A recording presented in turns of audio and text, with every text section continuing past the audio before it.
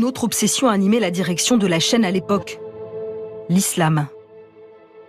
En février 2021, ses chefs lui commandent un reportage pour le surlendemain, suite au témoignage d'un enseignant de Trappes.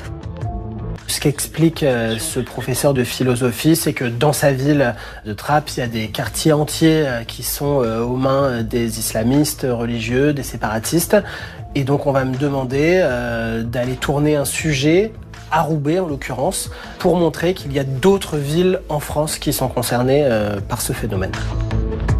Vu la difficulté de recueillir des témoignages sur ce sujet sensible, il explique à ses chefs qu'il est impossible de réaliser ce tournage dans un délai si court. Il dit alors avoir reçu un appel du directeur de l'information en personne. Il va me dire, en fait, ce que tu vas faire, c'est que tu vas aller filmer des boucheries halal, tu vas aller filmer des gens en djellaba dans la rue. Ensuite, tu vas aller tendre ton micro à un représentant du Front National. Lui, il va te dire assez facilement que selon lui, il y a effectivement des fanatiques religieux dans les rues de Roubaix.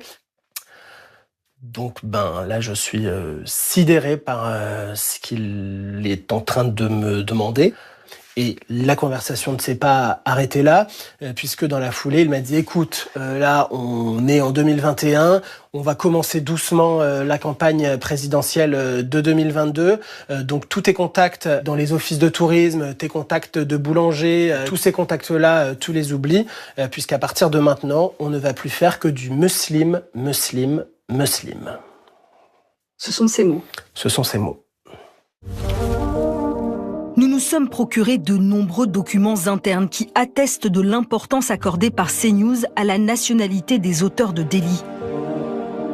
Dans ces milliers de messages WhatsApp échangés entre 2023 et 2025, les journalistes de terrain font remonter aux présentateurs et aux rédacteurs en chef les faits divers commis dans l'Hexagone. La plupart du temps, l'origine du mis en cause est indiquée. Et gare à ceux qui oublient de donner ce détail. Dans ce direct et dans le groupe WhatsApp, elle ne précise pas l'origine des prévenus. Comme l'a révélé Mediapart, elle est alors sèchement reprise par le directeur de la rédaction en personne, Serge Nedjar. Marie, merci de préciser la nationalité des condamnés, anglais, espagnol.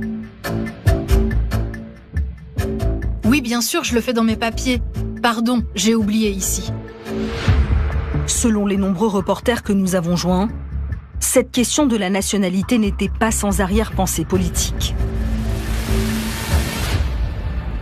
S'il s'appelait Mohamed Abdelkader, oui, on se faisait un plaisir de le donner un peu en